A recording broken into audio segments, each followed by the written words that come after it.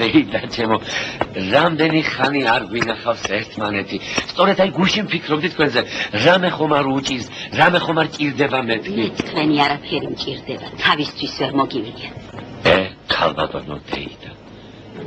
თქვენ სწორედ ის ადამიანი ბრძანდებით როგორიც მე წარმომიდგენია რომ ადამიანი უნდა ბრძანდებოდეს მადლობთ მოვიდეთ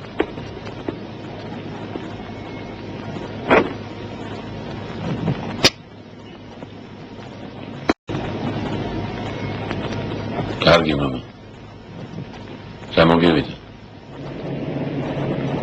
შენ მოიცი ყველაფერი რა გამოხდა მე მამა მოდი ხოლ გიგუშასთან წავიდეთ სამსახურში რომ არ წავიდეთ ერთი დღე გავაცდინო ამით არაფერი არ დაშავდება თვითონ რა გამოვიდა